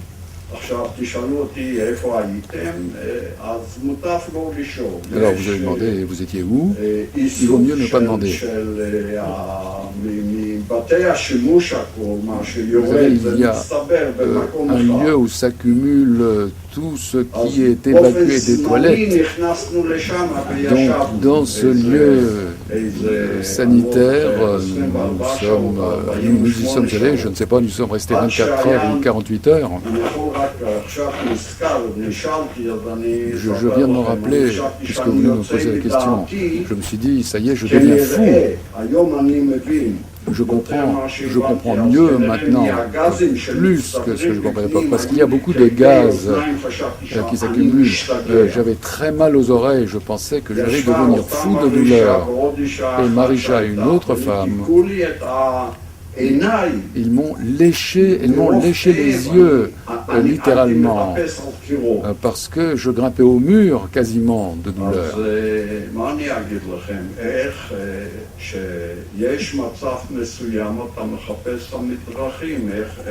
Quand vous êtes dans une situation donnée, vous cherchez un moyen de surmonter les problèmes. Je ne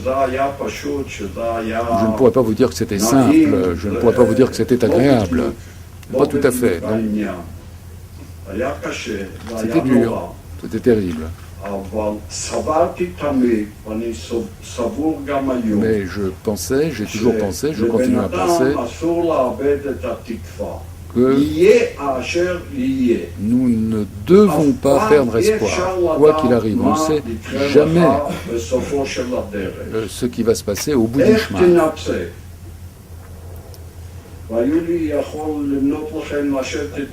je pourrais peut-être rester avec vous plusieurs heures et vous raconter des choses.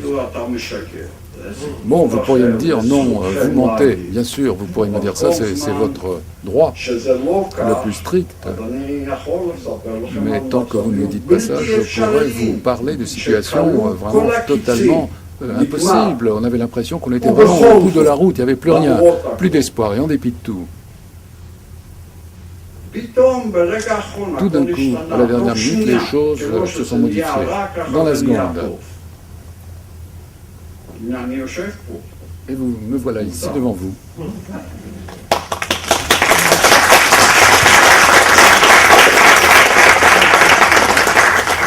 En ce qui concerne la deuxième partie, la deuxième question que vous avez posée, sur laquelle notre ami n'a pas répondu, je peux essayer de répondre très rapidement. Ça a servi effectivement pour les autres soulèvements, pour les autres insurrections. Celui de Varsovie a servi de détonateur. C'est-à-dire que dans différentes villes, que ce soit à Wilno, à Cracovie, dans les camps, que ce soit à Treblinka, que ce soit les Sonderkommando d'Auschwitz, il faut dire que les idées circulaient quand même. Il y avait des femmes qui avaient vraiment le profil arien, qui étaient blondes et qui transmettaient les nouvelles d'une ville à l'autre, soit en forme, d'ailleurs avec de l'argent très souvent, soit pour expliquer où est-ce qu'on pouvait trouver des armes, etc. Si bien qu'il y avait une espèce de, j'allais dire, de franc-maçonnerie qui faisait que les uns et les autres étaient plus ou moins prévenus. Par exemple, à Wilno, une insurrection très brève, d'ailleurs, a éclaté le 23 septembre 1943 pour empêcher les 11 000 juifs qui restaient encore en ville d'être déportés, que ce soit en Prusse orientale ou que ce soit en Estonie ou tout simplement au Stutthof ou ailleurs. Et cela s'est produit dans d'autres villes, à Bialystok par exemple, mais et bien sûr aussi à Treblinka. Je ne sais pas si ma réponse vous satisfait, mais c'est pour bien vous expliquer qu'un événement, surtout quand il s'agit d'une insurrection menée par des juifs quasiment à bras nus, eh bien, grâce aux correspondances, grâce à ses filles, je pense à Heike Grossmann par exemple, qui a été une Schiller, c'est-à-dire une messagère qui a traversé littéralement la Pologne pour informer les uns et les autres, et notamment les communautés, de ce qui s'était passé à Varsovie et de ce qui pouvait se passer ailleurs. Voilà ce que je voulais dire. Autre question ? Oui, d'abord je voudrais dire que c'est très émouvant pour moi d'être devant un survivant du ghetto, car j'ai avec moi ce soir une carte de mon grand-père du ghetto qui date du mois de mars 1941. Il habitait rue Dzielna, au numéro 45, et sur cette carte que j'ai fait traduire, elle est en polonais, il demande très discrètement qu'on lui envoie un certain nombre de choses. Il était là avec mes 3 tantes, 3 petites filles donc.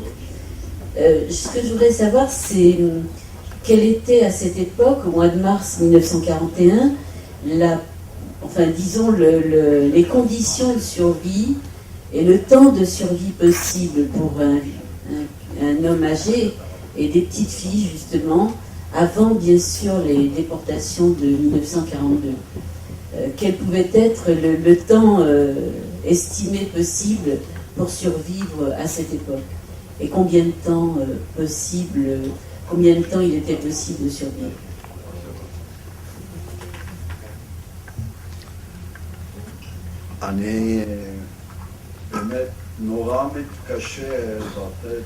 Il m'est vraiment très difficile de répondre à une question d'une telle humanité. Si je me réfère à ma propre expérience, eh bien, il n'y a pas de limite à la force de l'homme. Mais il y a quand même une limite. On ne vit pas éternellement, rien ne dure éternellement.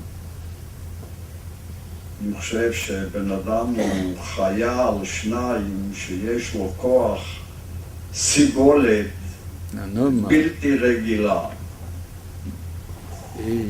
quelqu'un est un être humain qui a une capacité de résistance à la souffrance qui est vraiment extraordinaire. En septembre 1943, quelques phrases pour vous raconter cela. Un groupe de 20 personnes, si je m'abuse, est sorti du ghetto de Varsovie. Ça n'est pas une histoire, je les ai vus. En septembre 1943, je viens de me rappeler. Ils ont mangé quoi? Ils ont mangé des pommes de terre qui avaient été brûlées quand les Allemands avaient mis le feu au ghetto. C'était des pommes de terre qui ressemblaient à des pierres. Il prenait chacune, il la divisait en 8. Avant, il trempait les pommes de terre dans l'eau de pluie. Et c'était la seule nourriture dont il disposait. Ensuite, il prenait ces pommes de terre et les divisait en 8. Voilà ce qu'ils ont mangé. Peut-être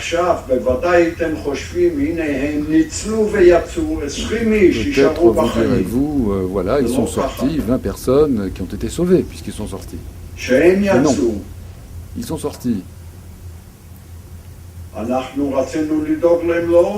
Nous avons essayé de leur trouver de la nourriture.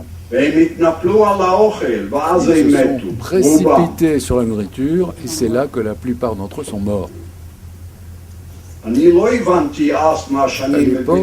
je ne comprenais pas ce que je sais maintenant.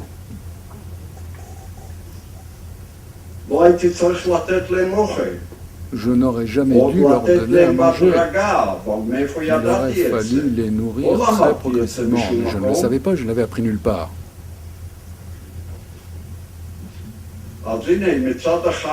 Donc, d'une part, on peut survivre comme ils l'ont fait, et d'un autre, voilà ce qui arrive, exactement le contraire.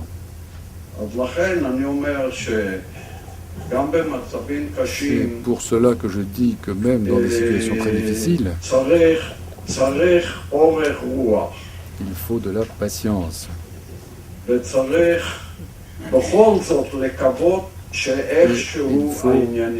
garder l'espoir, continuer à espérer que les choses finiront par s'arranger. Je pourrais vous raconter beaucoup d'histoires. Et ce ne sont pas des histoires que j'ai entendues, c'est vraiment des choses que j'ai vues, des choses que j'ai connues dans ma propre chair. Et il y a certainement beaucoup de choses que j'ai oubliées.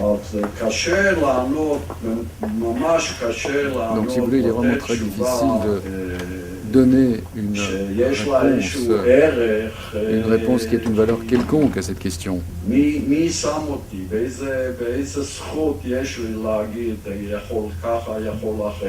Est-ce que je suis vraiment habilité à dire on peut ceci, on ne peut pas cela?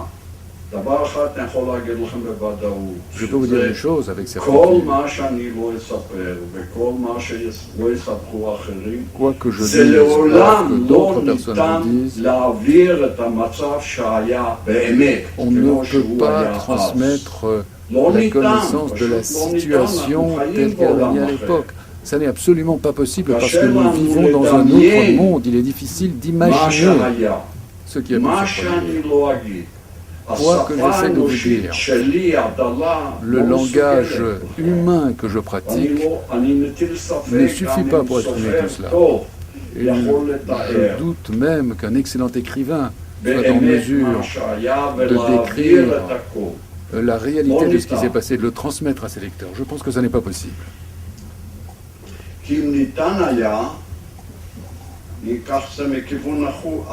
Si ça l'était, eh bien il y aurait certainement davantage de survivants. Mais qui reste parmi les survivants? Très peu de gens. Je voulais seulement savoir si vous saviez qu'un grand groupe d'Auschwitz est venu déblayer le ghetto de Varsovie. Mais oui, s'il en a entendu parler. Oui.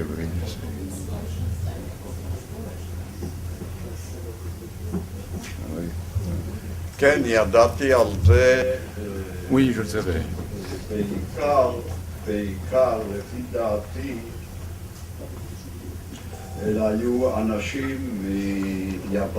À mon avis, je pense que c'était surtout les Grecs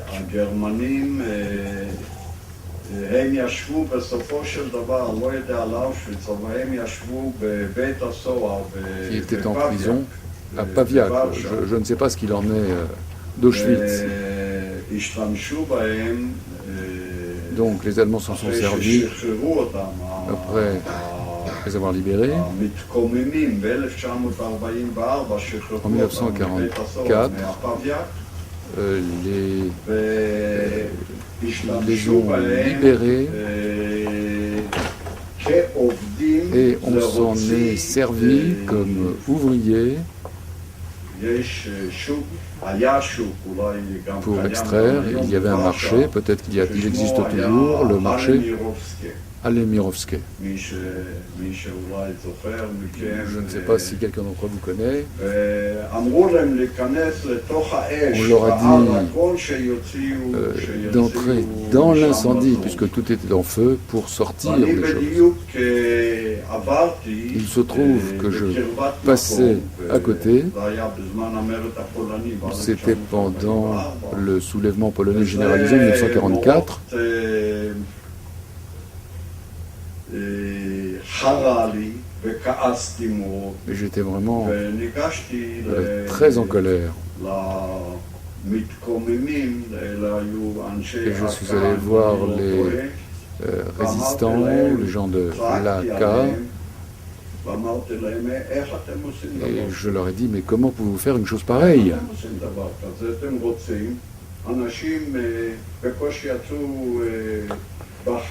Il y a des gens qui ont du mal, qui vivent à peine, qui ont à peine réussi à survivre, et maintenant vous les renvoyez dans l'incendie. J'ai eu beaucoup de chance, vous savez, pendant le soulèvement, il n'y avait pas de galons, on ne savait pas on ne savait pas quel était le rang de chacun, il y avait juste des galons, des signes distinctifs pour les généraux, pour les officiers supérieurs. Donc, apparemment, ils pensaient que j'avais l'autorité.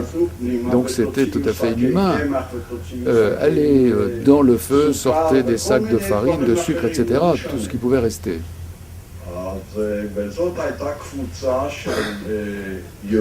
C'était un groupe de juifs de Grèce. Je ne pouvais pas communiquer avec eux, nous n'avions pas une langue commune. Je les ai aidés à ce moment-là, je ne sais pas ce qu'il en est advenu après. Je peux dire un mot, par exemple, que des juifs d'Auschwitz, qui étaient à Auschwitz, sont arrivés pour le déblaiement. Et il y en a un que vous connaissez certainement, c'est Maxi Librati qui le raconte. Tout à fait. Et je crois qu'il est bon de le...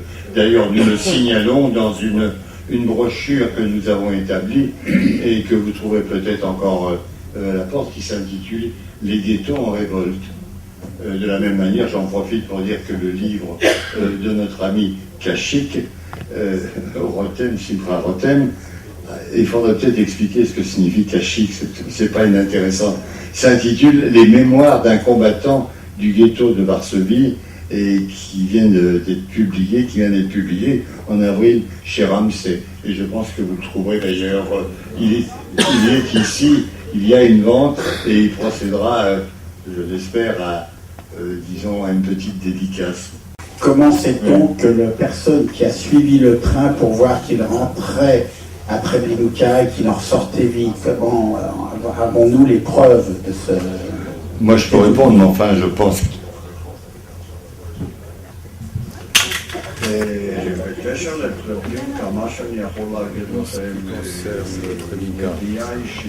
peux vous dire, donc personnellement,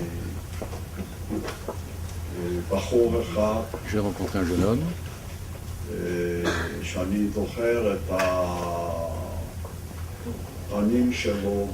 me rappelle son visage, je me rappelle son apparence extérieure. Il s'était évadé, il avait réussi à échapper à Treblinka. En fait, je le connaissais avant. Bon, ça n'était pas quelqu'un qui était inconnu de moi.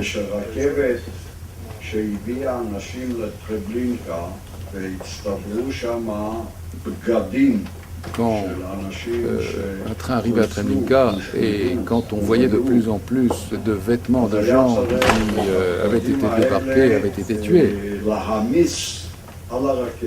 Il avait fallu charger tous ses vêtements dans le train, et c'est là qu'il a décidé qu'il allait se mettre dans les vêtements, et c'est comme ça qu'il a réussi à sortir de Treblinka et à aller jusqu'à Varsovie. Je l'avais rencontré, vers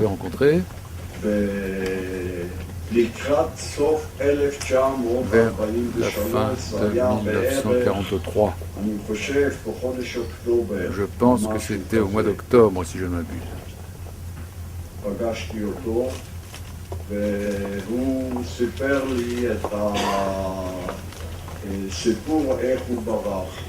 Il m'a raconté comment il s'était enfui.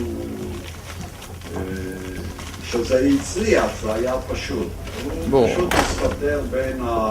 c'était simple, une fois que ça avait réussi, il s'était simplement caché dans une cargaison de vêtements dans un train. Il avait au moins une tête de plus que moi, c'était un type athlétique, de carrure athlétique, il a réussi à s'échapper. Et je ne sais pas, il n'était plus en vie à la fin de la guerre, il n'était plus là. Je ne sais pas où il était. Je pense qu'il n'a pas réussi à sauver sa vie, en fin de compte. Bien, eh bien écoutez, nous allons nous arrêter là, si vous voulez bien.